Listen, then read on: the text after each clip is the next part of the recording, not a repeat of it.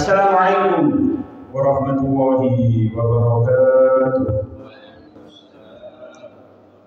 Talaban biridha'illahi ta'ala wa hadiyan ruhin nabiyina Muhammadin sallallahu alaihi wasallam ila alihi wa sahbihi wa dzurriyyatihi wa ahli baitihi wa qaddatil anbiya'i wal mursalin wa malaikatihi wa qarabi wa ila tabi'in tabi'in wa ila jawabillah wa qawlillah inna kanu ila muhaddisin wa mufassirin khususan Syekh Imam Al-Tabari wa Syekh Abdul Qadir Jilani wa Syekh Fahri bin Ar-Razi wa Syekh Al-Qutubi wa Syekh Imam Ibnu Katsir wa Syekh Jaluddin Al-Mahalli wa Syekh Jaluddin Asyuti wa Syekh Sulaiman Al-Jamal wa Syekh Imam Ash-Shawi wa Syekh Imam Ash-Shawkani wa Syekh Mahmud Al-Busi wa Syekh Nawawi Al-Bantani wa Syekh Ahmad bin Mustafa Al-Marawi wa Syekh Buya Hamka wa Syekh Tahir Al-Ashur wa Syekh Tawali Asy'ari wa Syekh Tantawi wa Syekh Wabah Al-Zuhairi wa Syekh Muhammad Ali wa Syekh wa Syekh Al-Jiyad wa Husain Al-Kib Bisri Mustafa Ramban wa ila jami masyayikhina masyayikhina syawillahu al-Fatihah.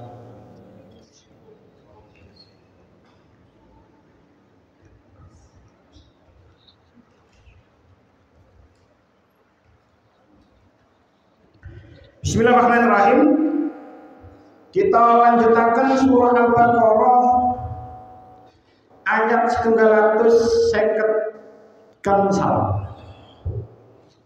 Qala Allah Ta'ala fil Qur'anil Karim, A'udzu billahi minasy syaithanir rajim. Bismillahirrahmanirrahim. Wa lanabluwannakum bi syai'in minal khawfi wal ju'i wa naqsin minal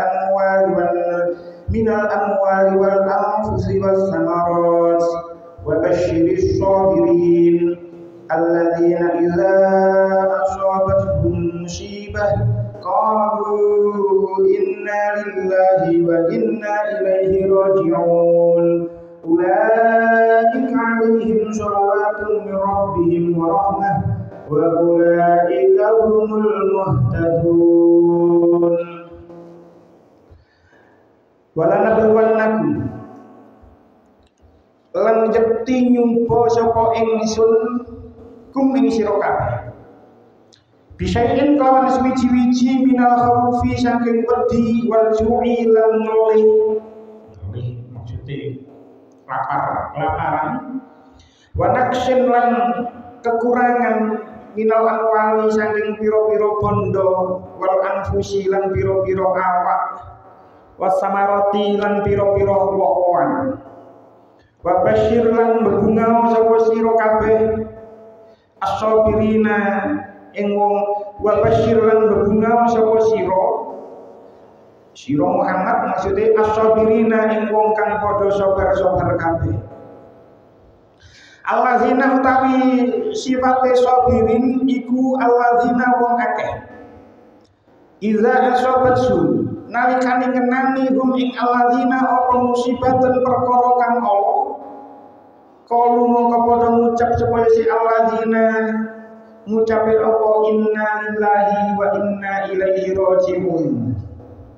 Inna sedune ingsun iku lillahi kagungane Allah wa inna sedune ingsun ilaihi marang Allah iku raji'una bakal padha balik kabeh.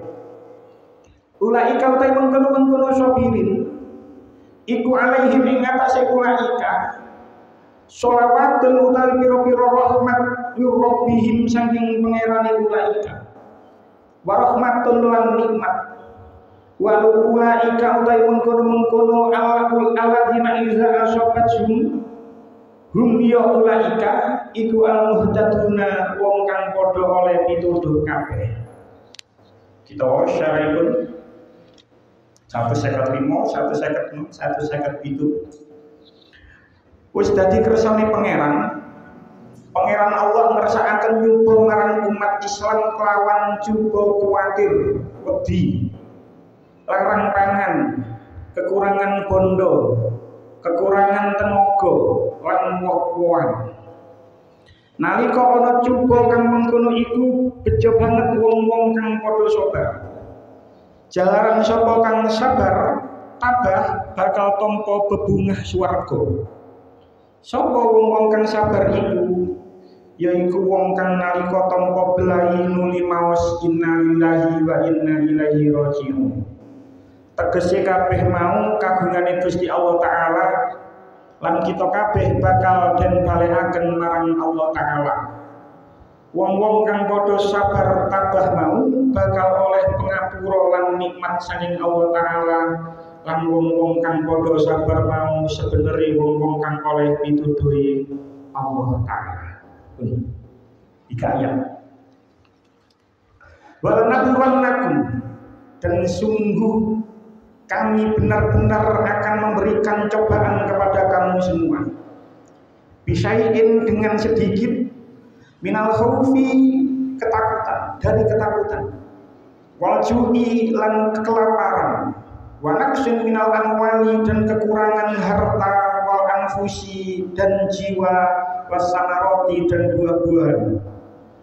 Babasyiris sobirin, dan berikanlah berita gembira kepada orang-orang yang sabar.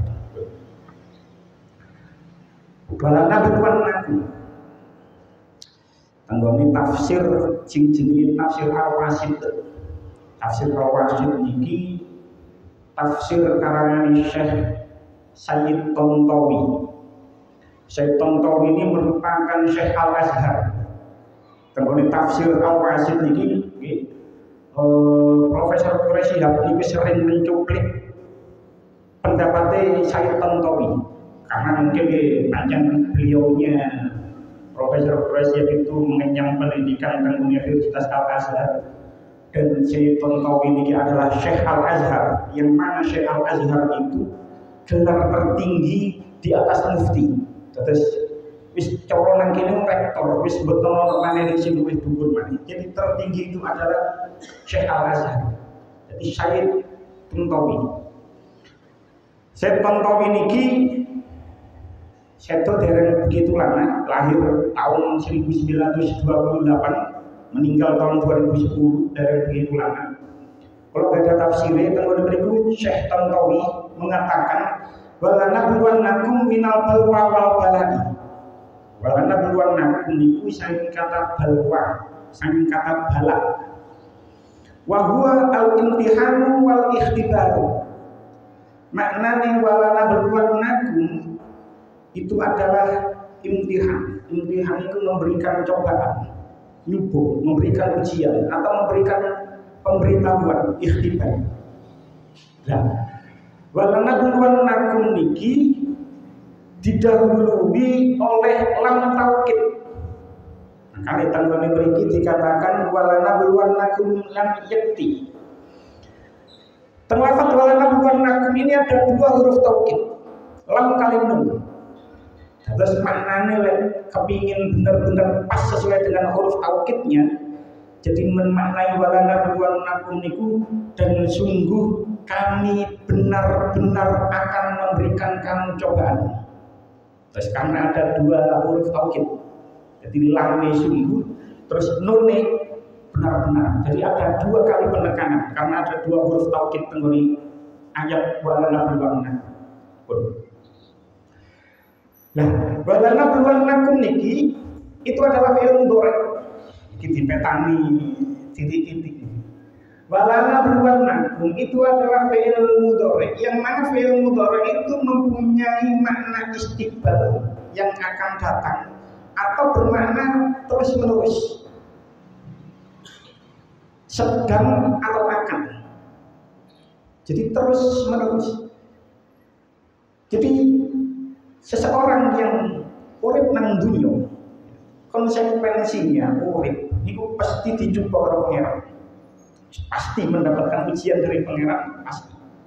Saderenge kula mentelaah lebih lanjut tentang walanabluwannakum, kum tenggone ayat niki ulama nggih ada beberapa pendapat. Dan kalau mau tentang tafsir Ruhul Ma'ani, tafsir Ruhul Ma'ani karangan Sayyid Mahmud Al-Alusi. Sayyid Mahmud Al-Alusi niki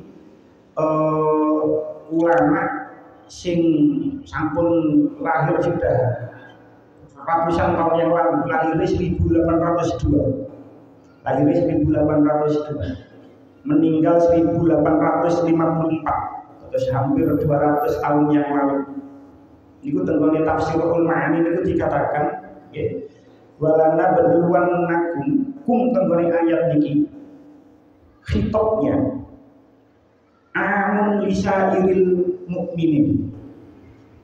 Jadi khitab ayat niki wala nabluwannakum, menurut pendapat yang paling kuat, khitabnya itu ditujukan kepada seluruh orang-orang yang beriman, seluruh umat mukmin. Sebab menapa? Dalam tafsir Al-Qur'an dikatakan sebab ayat niki jenengan ngerti ilmu nahwu atof marang ayat 153. Jenengan tinggal ayat 153, ya ayyuhalladzina amanu, wahai orang-orang yang beriman, ista'inu bisobri wassalah, mintalah kamu pertolongan dengan sabar dan sholat. Dan atofnya wala nabluwannakum niki atof marang ya ayyuhalladzina amanu. Jadi orang-orang yang beriman itu juga akan diberikan cobaan oleh Allah. Makanya khitab ayat niki amun lisairil mukminin, menyeluruh kepada semua orang yang beriman. Ila yaumil qiyamah, sampai di kiamat. Setiap manusia, baik orang kafir ataupun orang mukmin, tapi khitab tentang ayat ini adalah orang mukmin, itu pasti akan diberikan cobaan oleh Allah. Wakilah, menurut pendapat yang lain, khitabnya adalah lissahabah, kepada para sahabat. Wakilah li ahli Makkah, menurut pendapat yang lain, khitab ayat ini ditujukan kepada penduduk Makkah. Tapi menurut pendapat yang paling kuat, khitab ayat ini ditujukan kepada lisairil mukminin, kepada semua orang yang beriman. Wala nabluwannakum, dan sungguh kami benar-benar akan memberikan kamu orang yang beriman cobaan. Makanya Profesor Quraisyhab ketika memaknai wala nabluwannakum niki tengok tafsir Al-Misbah niku maknanya dan sungguh kami pasti akan terus-menerus menguji kamu. Jadi terus-menerus. Jadi konsekuensi orang yang hidup itu Allah pasti akan memberikan cobaan. Cuman tentang tafsir Al-Qurtubi dikatakan wal bala'u yakunu hasanan wa yakunu sayyi'an. Bala, cobaan itu bisa jadi cobaan itu adalah berupa kebaikan hasanah, wa yakunu sayyi'an, bisa juga bala itu berupa sesuatu yang buruk. Makanya tenggoni dua keterangan sebelumnya, tenggoni ayat 153, 154, terus kali 152, kalau 153 dari ayat 152 gitu. Dari 152 orang-orang itu diberikan sesuatu nikmat, pada hakikatnya itu adalah sebuah ujian. Jadi walau bala'u yakunu hasanan, bala itu bisa jadi sebuah kebaikan. Kalau seseorang itu bisa bersyukur, maka dia bisa lulus dari ujian yang berupa kebaikan itu. Bisa juga berupa keburukan. Keburukan, maka seseorang itu harus bersabar. Istainu bisobri wassalah. Jadi oleh ujian berupa syukur, berupa sing api kudu syukur, oleh berupa keburukan kudu sabar. Syukur kalau sabar. Tapi tenggone ayat niki sing dimaksud wala nabluwannakum, sing dimaksud cobaan tenggone ayat niki adalah cobaan berupa keburukan, bukan cobaan berupa kebaikan. Artinya munggo umumnya menungso ini adalah sesuatu yang buruk sing gak disenengi karo ati. Jenengan tingali opo wae keburukan iki. Wala nabluwannakum bisyai'in minal khaufi, ketakutan, wal ju'i, kelaparan, wa naqsin minal amwali, kekurangan harta benda, wal anfusi, dan jiwa, wasamarat, dan buah-buahan. Hal niki niku secara umum boten disenengi karo ati. Coba ono wong sing seneng kekurangan harta benda, wa naqsin minal amwali. Umume wong gak seneng karo kekurangan harta. Umumnya wong gak seneng karo ketakutan. Maka tenggone ayat ini sing dimaksud cobaan temen ayat ini adalah cobaan sing berupa sayyi'ah, berupa sing elek. Tapi tenggone ayat ini dikatakan bisyai'in. Walana beluwannakum bisyai'in. Syai' tenggone ayat ini adalah kalimat mufrad, kata bentuk tunggal. Makanya tentang Sri Ibnu Katsir dikatakan bisyai'in ay biqalilin. Sing dimaksud syai' tenggone ayat ini adalah sedikit. Makanya kalau kita buka terjemah bahasa Indonesia, terjemah bahasa Indonesia itu, dan sungguh akan kami berikan cobaan kepadamu dengan sedikit ketakutan. Terus bisyai'in tenggone ayat ini maknanya biqalilin, dengan sedikit. Titik. Loh, kok titik? Pada hakikatnya cobaan yang diberikan Allah kepada kita itu pada hakikatnya adalah sedikit dibanding karo gedene ganjaran yang akan kita peroleh kalau kita mampu bersabar menghadapi cobaan nikmat. Kalau panjenengan dicoba apapun bentuk cobaannya, itu pada dasarnya sedikit dibanding karo potensi pahala yang akan kita terima lek kita mampu sabar. Siji. Kenapa kok cobaan itu dikatakan sedikit dengan ayat niki? Bisa jadi cobaan yang kita terima itu memang sedikit dibandingkan dengan apa yang sebenarnya telah terjadi, yang bisa saja terjadi. Misalnya, kata wong ketika mengalami musibah, mbuh iku omahe kebobolan. Mereka ini sing omahe kebobolan, mendapatkan musibah seperti itu. Jik iso ngomong untung ae sing dijukuk mek HP. Mas-masan nang jero lemari gak dijukuk. Untung ae sing dijukuk mek TV. Duit sing nang gone omah sing nang sakmono akeh gak dijukuk. Mendapatkan musibah pun masih untung. Sebab apa? Sebab yang dideritanya, sing dialami itu memang masih sedikit daripada potensi yang bisa saja terjadi di luar itu, lebih besar dari itu. Karena wong Jawa, kita kan sering mengucapkan untungnya belai, selamat belai, selamat. Padahal sudah mendapatkan cobaan tapi masih mengatakan selamat belai selamat. Karena potensi kita kehilangan sesuatu yang lebih besar itu ada.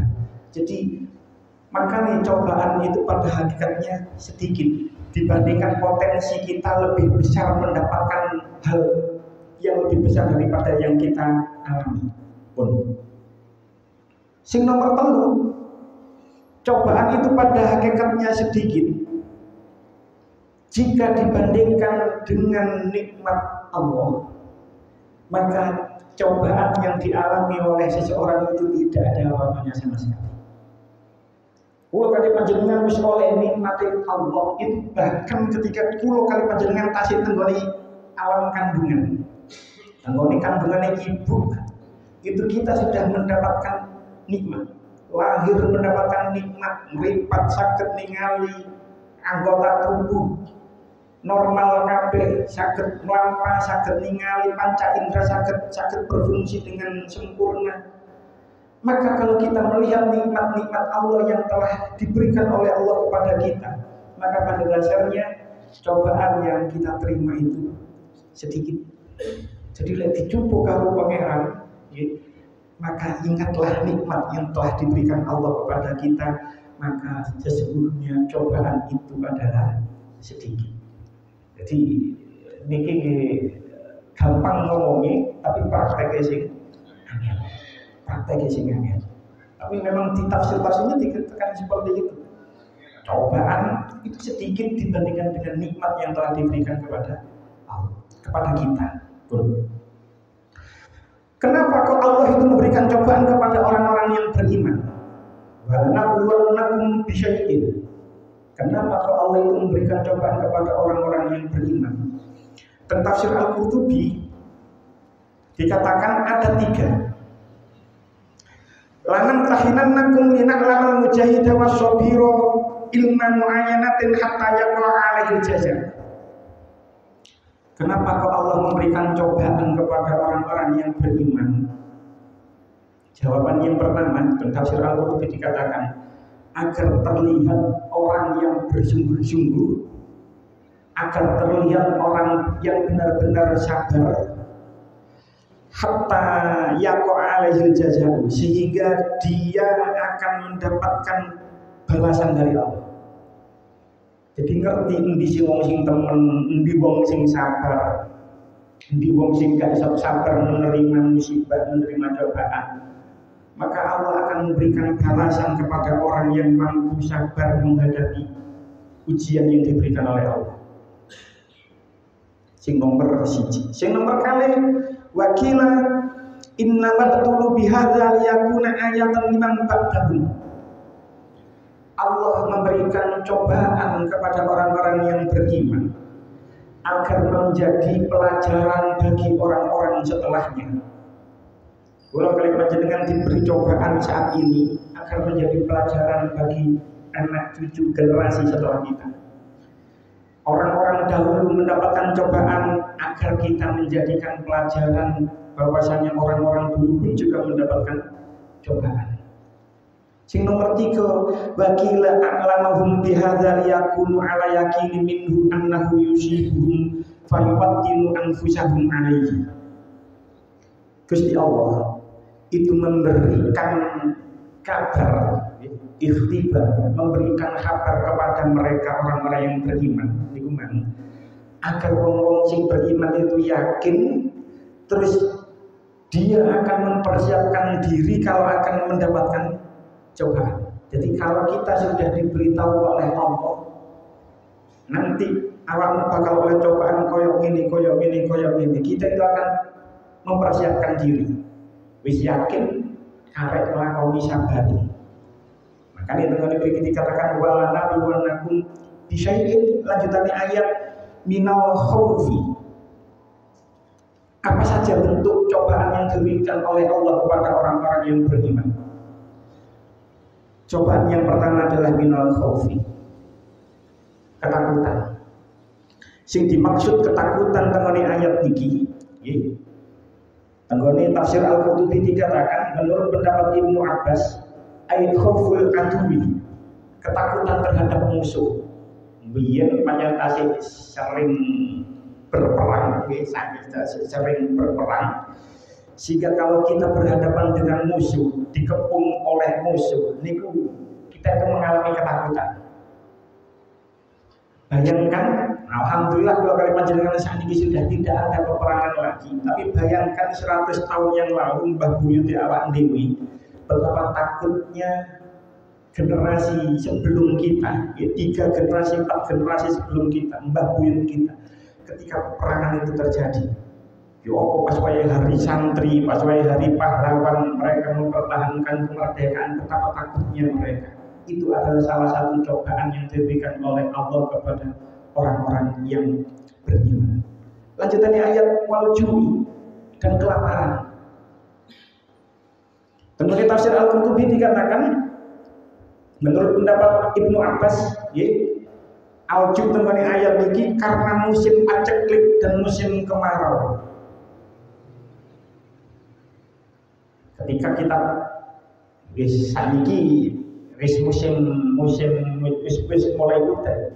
Tapi bayangkan kalau musim kemarau itu panjang, akhirnya petani-petani gagal panen, akhirnya barang pangan langka, akhirnya menjadi krisis pangan, harga pangan mahal. Itu kalau dimaknani secara paceklik atau musim kemarau. Tapi dimaknani kelaparan sebagaimana makna zahir. Misalnya orang gak duit blas, akhirnya dia tidak bisa makan karena tidak bisa membeli makanan, akhirnya dia kelaparan. Dan orang-orang seperti itu masih ada di zaman seperti sekarang ini. Kalau kita lihat TV niku betapa banyak wong-wong sing sampun sepuh-sepuh niku ndoleki beras teko nang mudune trek mengisi sebutir beras demi sebutir beras digawe mangan. Napa niku nggih kata. Lanjutannya ayat wa naqsun minal amwali, dan kekurangan harta. Dan oleh Tafsir Al-Qurtubi dikatakan bisa babil istighali di kita kufar, karena sibuk berperang dengan orang-orang kafir.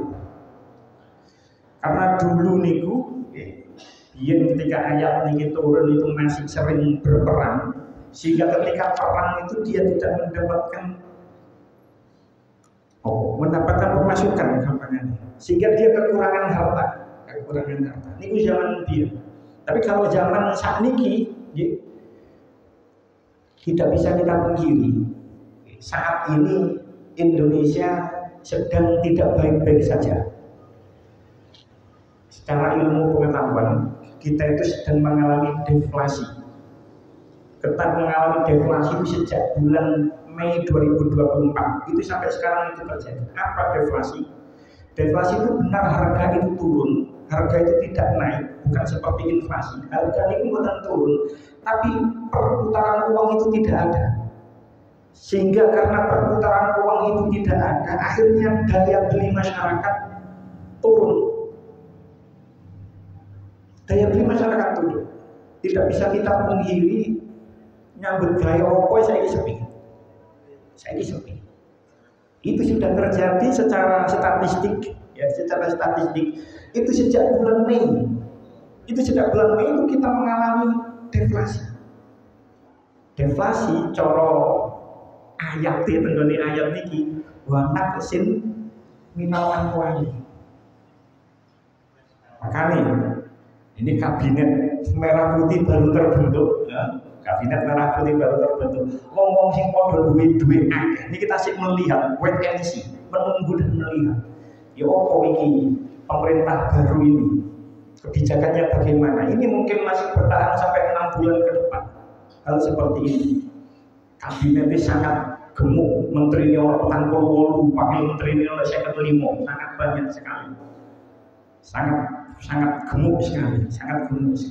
Terus wanaksin minal amwali di saat zaman ini coro saiki benar-benar terjadi, karena kita sekarang wanaksin minal amwali kurang di dalam harta karena krisis yang terjadi selama sampai setidaknya dari bulan Mei itu sekitar sekarang itu Indonesia mengalami istilahnya itu deflasi. Istilah ayat wanaksin minal amwali. Lanjutin ayat wal anfusi ay wa naqsin minal anfusi, kekurangan jiwa, kekurangan harta sehingga kekurangan jiwa. Sing dimaksud anfus dengan ayat niki menurut Imam Asy-Syafi'i, ay bil amrodi. Tafsir Al-Qurtubi dikatakan wa qala Asy-Syafi'i yakni bil amrodi. Menurut Imam Asy-Syafi'i, yang dimaksud anfusi dengan ayat ini adalah amrod itu adalah jamak dari maridun, wabah penyakit. Jadi yang dimaksud anfusi dengan ayat ini menurut Imam Syafi'i adalah wabah penyakit. Alhamdulillah, kalau kali panjenengan sedaya sing hadir nang saniki adalah alumni COVID-19. Alumni COVID-19 lulus kabeh. Wis lulus, wis kabeh amin, wis lulus kok. Wis lulus, selamat kabeh teko Covid. Betapa banyak di antara teman-teman kita yang kita kenal niku meninggal karena Covid. Walaupun ono ae sing gak percaya Covid itu, ono sing gak percaya ya. Ada yang tidak mempercayai Covid itu enten-enten saja, sah-sah saja. Ono sing ngomong Covid itu adalah konspirasi elit global, cari ini. Tapi kalau percaya, sebab ketika terjadi COVID itu, kalau kena, terus ibu kalau kena, ibu niku seumur hidup tidak pernah terkena asma, karena tidak punya penyakit riwayat asma, tapi ketika enten covid niku sedino sak tabung sing sak meter setengah niku gak sampai 12 jam wis entek. Gak sampai 12 jam wis entek. Betapa banyak wong sing ketika itu mengalami sesak nafas akhirnya gagal bernafas, akhirnya mati, akhirnya meninggal. Kulo kali panjenengan kabeh wis lulus teko covid, selamat. Jadi kulo percaya kalau covid itu ada, karena memang kulo biyen yo kena, terus ibu kulo yo kena, dan sampai haji tahun 2020 ikut jamaah Indonesia tidak ada yang berangkat, ditiadakan. Sampai sing haji tahun 2020 niku sampai bisa cek itu hanya ada 1.000 orang. Bayang no, haji sak dunya itu hanya ada orang 1.000. Jadi sing wukuf itu namung wong 1.000. Haji sing biasa orang jutaan pada tahun 2020 itu sing haji namung wong 1.000 karena adanya Covid. Jadi seluruh dunia itu wis percaya karo Covid. Sampai haji tahun 2020 mek 1.000. Tahun 2021 Indonesia masih tidak ada yang diberi kapten haji. Kalau masih budal haji. Saat tahun 2021 sing haji itu hanya 60.000, hanya 60.000 saja. Baru tahun 2022 haji itu separuh. Jadi sing haji tidak sampai 1 juta, sekitar 1 juta. Baru tahun 2023 haji itu kembali normal, kuotanya kembali normal, sehingga yang haji sekitar 2 juta. 2024 normal mana? Nanti kedepannya sampai 2030 mungkin ada kenaikan kuota haji. Mugi-mugi pulau kali panjenengan sedaya ini ditakdir Allah saged ibadah haji. Amin. Ibadah haji ini alumni Covid. Barang sing minal amwali wal anfusi. Betapa banyak di antara teman-teman kita itu yang meninggal karena Covid. Jenengan sing sampun umur sudah lebih, niku pasti jenengan eling ketika tahun 1963 Gunung Agung Bali itu meletus. Jenengan eling Mbak, eling. Niku sing lahir tahun 50-an niku pasti eling. Kula sering diceritakan kali Abah niku ketika tahun 63 niku sampun usia sampun 13 tahun. Awal niku koyo bunyi. Karena letusan Gunung Agung nang Bali niku awune niku sampai sak donya. Sing nang Surabaya, sing nang gone kene, sing tuwa-tuwa niku pasti eling. Niku sampai nyapu genteng. Genteng niku disapu. Karena abu itu turunin nang genteng lek gak disapu kok gentenge ambruk. Gentenge ambruk. Betapa banyak tahun 63 itu orang yang meninggal karena Gunung Agung Bali meletus. Belum pernah ada lagi setelah itu sing koyo ngono. Jadi tahun 63 niku wong-wong sing sampun umure swidak punjul sing menangi peristiwa itu karena teknologi belum begitu maju. TV gurung sepiro ono, radio mungkin ya gak kabeh wong duwe. Tahun 63 ini ketika terjadi Gunung Agung Bali meletus itu dipikir kiamat. Sebab gak ono awan. Maksudnya gak ono awan, gak ono siang. Jadi masih jam 12, jam 1 tetep koyo bunyi. Itu sering diceritakan oleh itu generasi yang mengalami hal itu lebih menyeramkan daripada generasi Covid. Generasi Covid itu menyeramkan. Mlebu nang kampunge dibatasi jam. Mlebu nang kampung jam 10 wis gak oleh. Itu adalah ketakwaan wa naqsin minal amwali wal anfusi. Lanjutannya ayat was-samarat dan buah-buahan, kekurangan buah-buahan. Tentang soal Qurtubi dikatakan Menurut Ibnu Abbas, sing dimaksud buah-buahan ya kilatun nabati, titik-titik woh-wohan. Ya secara makna letterlock. Jadi yang dimaksud wasamarat ya memang kekurangan buah-buahan, woh-wohan wis gak cukul maneh. Tapi menurut Asy-Syafi'i, menurut Imam Asy-Syafi'i yang dimaksud wasamarat dan ayat ini adalah mautul auladi, kematian anak-anak. Kalau kita bicara ilmu modern, ya, zaman biyen, niku bahas boten bahas takdir ya. Zaman biyen niku akeh anak sing mati. Karena mungkin ilmu ya, coro-coro secara medisnya, ilmu modern, ilmu kebidanan belum ada, ilmu sesar cicik mahal. Jadi ketika itu banyak anak yang meninggal, banyak ibu hamil yang meninggal. Mau atau aulad. Jadi menurut Imam Syafi'i yang dimaksud sama rotan ayat ini adalah matinya anak-anak, sebab anak itu adalah buah hati orang tuanya. Lanjutannya ayat wa basyiris sabirin, dan berikanlah berita gembira kepada orang-orang yang sabar. Maksudnya apa? Kanjeng Nabi diperintahkan untuk memberikan kabar gembira kepada orang-orang yang sabar. Lek wong gelem sabar, ketika cobaan itu turun kepada dia, maka dia akan mendapatkan pahala yang mana pahala itu tidak ternilai. Tapi untuk dieling-eling mana, sabar itu tidak ada batasnya.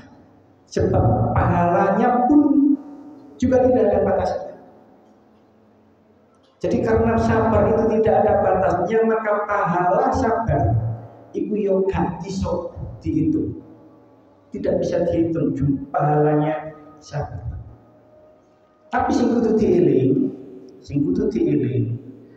pahala sabar itu tentu dikatakan lakin layakuna dzalika illa bisabri inda sadnatil ula. Pahala sabar itu tidak akan didapatkan illa bisabri inda sadnatil ula, kecuali dengan sabar ketika hentaman pertama. Ketika hentaman pertama, insya Allah nanti kalau sebut kalau Tuhan. Jadi ada riwayat hadis sahih, teng sahih Muslim wonten, teng sahih Bukhari wonten. Niku kula tingali lek teng sahih Muslim, teng Muslim juz 1 hadis nomor 126. Teng mriku Kanjeng Nabi dawuh innamas sabru inda awwali sadaqatin. Bedane teng sahih Bukhari, nang sahih Bukhari gak ono innamai.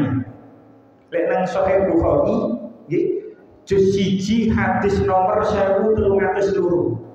Jadi nang sahih Muslim hadis nomor 126 niku Kanjeng Nabi dawuh innamas sabru inda awwali sadaqatin.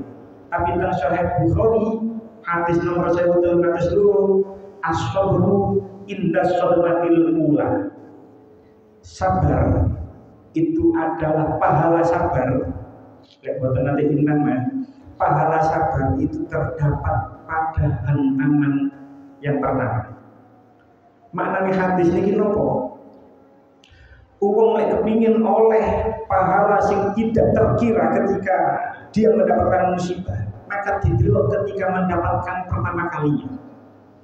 Lek ketika mendapatkan pertama kalinya niku dia bisa menerima, dia bisa sabar, maka dia mendapatkan pahala yang besar. Sebab ketika pertama kali mendapatkan kabar duka atau musibah, niku pasti hati niki abot menerimanya. Tapi lek iso sabar, maka pahalanya gede. Bedo karo lek wis beberapa hari. Orang kalau sudah beberapa hari mendapatkan musibah itu dia akan terbiasa, akhirnya sudah bisa menerima. Tapi ketika pertama kali itu susah. Lek wis beberapa hari yo, kan oleh tafsir Al-Qurtubi dikatakan yo kabeh yo iso, ngoten kabeh yo iso. Fakul wahadin yasbiru idza dzaka. Sapa iso lek Lewis sudah sekian lama soalnya pasti akan bisa menerima. Tapi ketika hantaman pertama iku gak kabeh wong iso. Jadi nek kepingin oleh ganjaran sing gede, sabar ketika pada hantaman yang pertama. Niku fadilah sangat besar. Tapi nek wis sudah sekian hari, sekian minggu, sekian bulan, fadilahnya tidak lagi sebesar yang pertama. Sinten sing ngomong sing sabar niku man lanjutane ayat alladzina iza asabahum musibah qalu inna lillahi wa inna ilaihi raji'un. Yaitu apabila orang-orang yang apabila ditimpa musibah mereka mengucapkan inna lillahi wa inna ilaihi raji'un. Sesungguhnya kami milik Allah dan kepadanya lah kami kembali. Ketika seseorang mendapatkan musibah, hantaman pertama, pendengaran pertama, insyallatil ula. Ketika dia mendapatkan musibah pertama kali, kok gelem ngucapno inna lillahi wa inna ilaihi raji'un, terus sabar, maka orang seperti inilah yang mendapatkan pahala yang tidak terkira. Man kalau contohnya, menurut Imam Syafi'i, as-samarat sing dimaksud as-samarat itu adalah kematian anak. Umumnya wong, kalau kalimat jenengan umumnya wong sebagai orang tua, ibu kan kepingin nih, ya kepingin nih sebagai orang tua, ibu kepingin nih delok anak ibu gede, mantu, ngomong putu, menimang cucu, lek perlu sampai putu ibu rabi, jadi mantu putu, lek perlu sampai keinginan itu kan seperti itu, sehat walafiat. Umur dowo iso andelo anak soleh-soleh kabeh gede kabeh mantu anak duwe putu. Tapi takdir Allah itu tidak selamanya seperti itu. Ada beberapa orang niku sing ditakdir karo Allah ditinggal karo anaknya. Bahkan ketika anaknya durung rabi. Yang ingin saya sampaikan nopo? Kalau sempat ya berdasarkan cerita dan saya melihat langsung, dia ngomong sing nang kene melok ngaji itu jenenge sholat. Arek durung rabi arek, durung rabi. Budal kerja, marang mati di tempat kerja. Kecelakaan kerja, ini kesetrum singkat cerita di rumah sakit, ternyata sebelum mencapai rumah sakit itu sudah meninggal. Abai itu diberi kabar sholat dan kecelakaan sakit teng rumah sakit, diparani nang rumah sakit terus ditangleti enten konco sing jenenge Arwani nang diwan sholat terus Arwani sanjang niku bang sholat seto. Ini contoh yang bisa kita buat suri tauladan. Ketika Abah ini pertama kali mendengar kabar niku, teman langsung ucap inna lillahi wa inna ilaihi raji'un, langsung lungguh, langsung ngomong yo iki bae yo. Hikmah sholat niku gak rapi. Jadi mari lamaran gak situ, sampai ngucap ngene, umpama ora bilang bojone dadi rondo. Lek duwe anaknya dadi yatim. Jadi ketika hantaman yang pertama, niku tengerane nang niku. Ketika mendapatkan musibah, apapun bentuk musibah, ketika hantaman pertama itu kok iso muni inna lillahi wa inna ilaihi raji'un, terus sabar menghadapi musibah niku, maka pahala yang seperti itu yang besar. Contoh mana durung 2 minggu, rencang-rencang kerja nang omahe Mas Yuli. Mas Yuli itu adalah arek cangkir generasi roto awal. Mas Yuli niki sudah lama menikah, boten dikaruniai anak. 5 tahun baru nggak ada yugo. Yugo ini namung setunggal. Dilalah ditakdir Gusti Allah mantuk sekolah sedo. Tapi Mas Yuli ini nompo musibah nih bang ngucap innalillahi wa inna ilaihi rajiun ketika hantaman yang pertama niku nggih bisa menerimanya dengan sabar. Ngucap innalillahi wa inna ilaihi rajiun pun sabar. Dia nangis tapi dia sekedar nangis nggak mau, tapi buat sakit menerima, bisa langsung dikubur terus langsung telepon pulang itu buat nangis sama sekali. Ini kusingannya hantaman yang pertama, sudah mati lula, hantaman yang pertama ini kusingannya. Sebab apa? Sebab hantaman yang pertama, ketika seseorang mendapatkan musibah, pada hantaman yang pertama bisa mengucap innalillahi wa inna ilaihi rajiun terus menerima kalau sabar, maka pahala yang diterima itu sangat besar sekali, tak terkira jumlahnya. Karena nopo? Karena ono di antara wong Islam, wong sing iman itu ketika mendapatkan cobaan, mbuh sopone sing mati, wong tuane, mbuh anake, mbuh bojone niku berteriak-teriak, ono sing sampai bentuk-bentukno sirahe nang tembok, ono sing sampai jerit-jerit. Bahkan kalau meninggal biar ketika jenazah diberangkatkan nang kuburan, anake padha nangis jerit-jerit. Wong koyo ngono iku jenenge kudu wong sabar tapi jenenge jasmon. Wong sing putus asa, wong sing protes. Bahkan Kanjeng Nabi niku mengancam nang hadis sahih Muslim, tenggone hadis sahih Bukhari dan hadis sahih Bukhari. Hadis nomor 1290. Temriku Kanjeng Nabi dawuh, qala Rasulullah sallallahu alaihi wasallam, laisa minna man daraba al-hududa wa syaqqa al-juyuba wa da'a bid'al jahiliyah. Kanjeng Nabi dawuh, laisa minna, bukan golongan kami. Man daraba al-hududa, wong sing gepuk-gepuk pipine. Wong Arab itu ketika ditinggal budaya saat itu, ketika ditinggal orang yang disayangi, itu gepuk-gepuk pipine, menyakiti dirinya. Wasyaqqa juyuba, mencopet-nyopet bajunya, menyopet-nyopet pakaiannya. Wada'a bid'al jahiliyati, dan teriak-teriak dengan teriakan-teriakan jahiliyah, menyeru dengan seruan jahiliyah. Orang nanggone wong kene nggih bengok-bengok, nangis, jerit-jerit. Ketika ada seseorang yang meninggal, kok sing ditinggal ini sampai nangis, sampai jerit-jerit, maka termasuk ancamannya Nabi, laisa minna man daraba al-hududa wa syaqqal juyuba wa da'a bid'al jahiliyah. Mungkin gak kabeh wong sing koyo ngono juga, tapi ono wong sing kok saumpama mangkat metu paling juga kecelakaan, itu namanya protes. Itu termasuk bagian dari jasmon. Itu sudah namanya protes. Protes terhadap ketentuan Allah.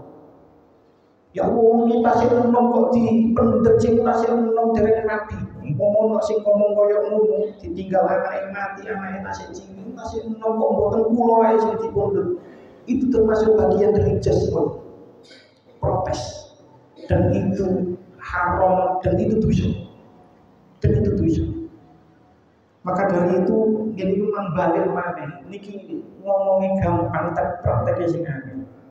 Siapapun di antara kula kalimat jenengan ketika mendapatkan musibah terus ngucap inna lillahi wa inna ilaihi rajiun, terus mantun niku ndonga, Allahumma jurni fi musibati wa akhlif li khairan minha. Wonten hadis, hadisnya Sahih Muslim, hadis nomor 912. Temriku Kanjeng Nabi dawuh, ma min abdin tusibu musibatun. Tidak ada seorang hamba yang terkena musibah. Fayaqulu lalu dia mengucap inna lillahi wa inna ilaihi rajiun. Terus Allahumma jurni fi musibati wa akhlif li khairan minha. Ya Allah, berilah kami pahala karena musibah ini dan gantikanlah untukku dengan yang lebih baik darinya. Sapone wong sing ketika mendapatkan musibah terus muni innalillahi wa inna ilaihi rajiun. Allahumma ajurni fi musibati wa akhlif li khairan minha illa akhlafallahu lahu khairan minha. Maka Allah akan menggantikan dia yang lebih baik daripada sing ditinggal nikmat. Jadi saumpama ana wong ditinggal karo bojone rabi karo wong liya utawa metu karo wong liya, innalillahi wa inna ilaihi rajiun. Allahumma ajurni fi musibati wa akhlif li khairan minha. Maka dia akan mendapatkan pengganti istri yang lebih baik daripada istri yang sing meninggal nikmat. Luwe api.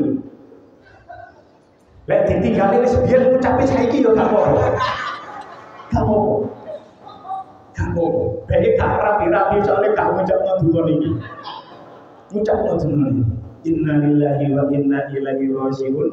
Allahumma ajurni fi musibati wa akhlif li khairan minha. Hadisnya sahih. Sapa wong sing ketika mendapatkan musibah terus dia mengucapkan doa ini, maka Allah akan menggantinya dengan sesuatu yang lebih baik. Tapi masalahnya mungkin ada pertanyaan, bolehkah kita mengucapkan istirja ketika ada orang non muslim yang meninggal? Ana wong gak Islam, wong kafir kok mati, apa dia oleh enggak muni innalillahi wa inna ilaihi rajiun? Lek sekedar oleh ae.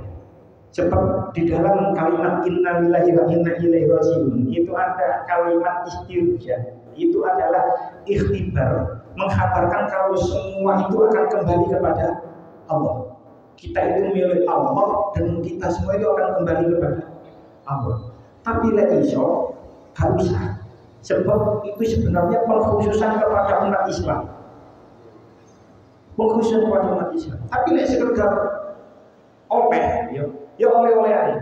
Tapi lek gak bisa. Sebab itu khusus digawe orang Islam. Tapi kalau orang mati terus ngucapin, wong mati sing dudu Islam terus mengucapkan innalillahi wa inna ilaihi rajiun, ya gak apa. Sing gak oleh setelah mengucapkan innalillahi wa inna ilaihi rajiun terus ngomong nanggone keluargae atau menulis nanggone media sosial sing isine tulisannya itu mendoakan wong sing mati kafir niku sing gak oleh.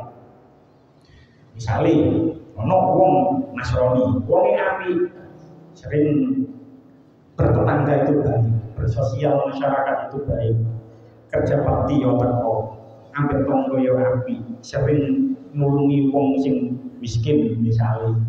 Terus wong sing Kristen iki meninggal, terus kita mengucapkan innalillahi wa inna ilaihi rajiun. Sah-sah saja, boleh-boleh saja. Tapi lek sing gak oleh, semoga diterima di sisinya. Itu boten salah. Terus mengucapkan nanggone keluargae, ya semoga segala kesalahannya diampuni oleh Tuhan. Ngoten niku boten salah. Terus bagaimana kita menyikapi hal itu ketika ada tetangga yang non muslim terus meninggal, terus kita menyikapi bagaimana? Kita boleh-boleh saja takziah kepada keluarganya, sehingga oleh ibu dungan. Terus bagaimana kita mensiasatinya? Mensiasat ini semoga keluarga yang ditinggal diberi kesabaran. Mboten oleh dungan kaya ngoten. Sebab sing didungano keluarga itu, semugi-mugi keluarga yang ditinggal diberi kesabaran. Sing penting gak dungano mayit, gak dungano jenazah. Sebab jenazah mati dalam keadaan kafir.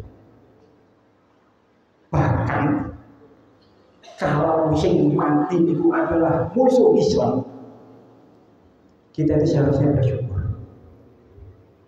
Tak hanya mengucap innalillahi wa inna ilaihi rajiun, harusnya itu kalau seorang itu sing mati itu memusuhi Islam, itu harusnya kita malah mengucapkan alhamdulillah.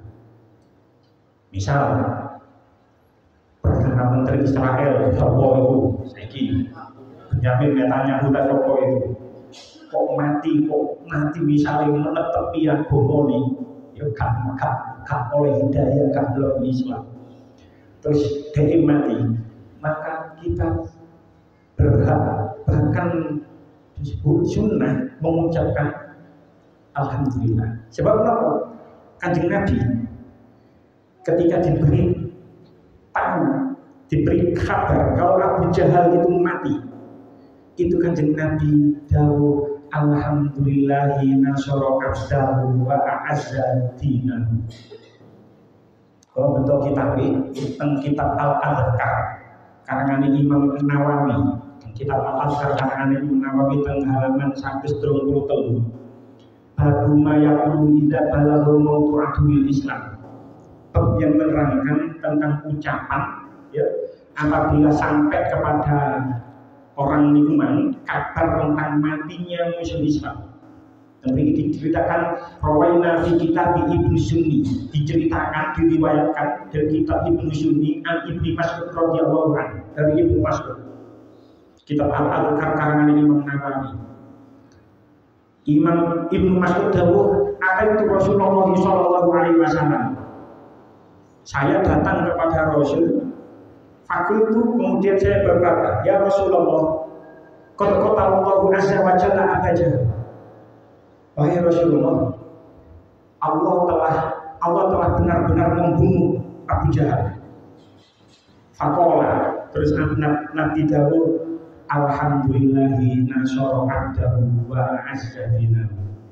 Alhamdulillah alladzi nasara abdah, yang mana Allah telah menolong hambanya wa azza dinahu, dan memuliakan agamanya.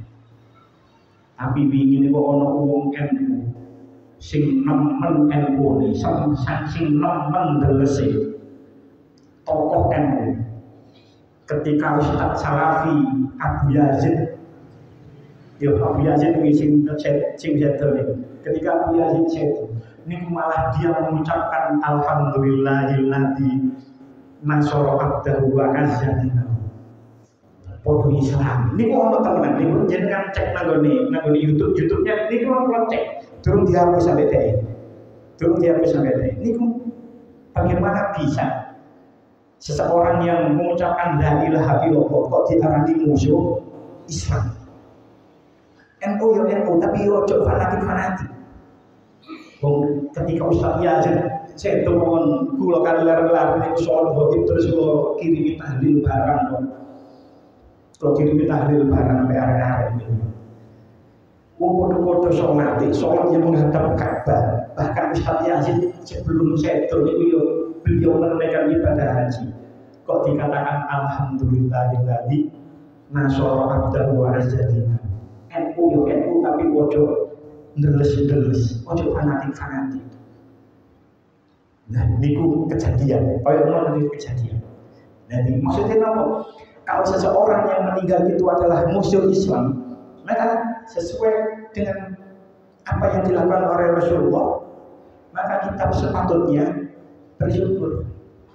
Jadi siapapun yang memusuhi Islam, kafir harbi, memusuhi Islam, maka kita harus bersyukur.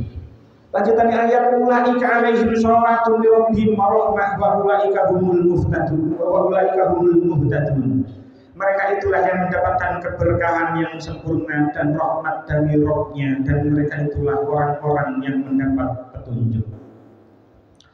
Wong-wong sing oleh musibah terus mengucap inna lillahi wa inna ilaihi raji'un, dengan memahami maknanya, dengan mendalami maknanya, menghayati maknanya, maka dia akan mendapatkan 3 kebaikan. Kebaikan yang pertama adalah sholawatun bi rabbihim. Sing dimaksud sholawatun tengene ayat ini adalah maghfirah. Dia mendapatkan ampunan Allah. Kebaikan yang kedua warahmah. Dia mendapatkan rahmat Allah. Kebaikan yang ketiga wa ulaika humul muhtadun. Dia akan mendapatkan hidayah dari Allah. Mugi-mugi kula kali panjenengan ketika kapanpun, karena kita hidup, konsekuensinya orang hidup itu akan pasti mendapatkan ujian, mendapatkan cobaan. Mungkin kula kali panjenengan ketika menghadapi cobaan, ketika menerima cobaan, hantaman yang pertama, Jangan lupa kita mengucapkan istirja. Mugi-mugi sok ngalami, mugi-mugi sok ngelakoni ini. Ketika mendapatkan hantaman pertama, mengucapkan istirja innalillahi wa inna ilaihi raji'un, terus Allahumma jurni fi musibati wa akhlif li khairan minha. Ya Allah, berikanlah pahala atas musibahku ini dan berilah ganti yang lebih baik. Jadi kulo kali panjenengan ketika mendapatkan cobaan pada hantaman pertama iso mengucap innalillahi wa inna ilaihi raji'un, iso menerima musibah itu dengan sabar sehingga kita mendapatkan pahala yang tidak terkira jumlahnya. Pun cekap sematan mugi-mugi tadi kita manfaat. Bismillahirrahmanirrahim. Allahumma ja'alna wa awladana dzurriyyatan min ahli dunya wal khair wa la taj'alna wa iyyahu min ahli syarri wal khair. Rabbana atina fid dunya hasanah wa fil akhirati hasanah wa qina adzabannar. Wa sallallahu alaihi wa sallam nabiyil ummi wa sallallahu alaihi wa sallam. Alhamdulillahirabbil alamin. Wassalamu alaikum warahmatullahi wabarakatuh.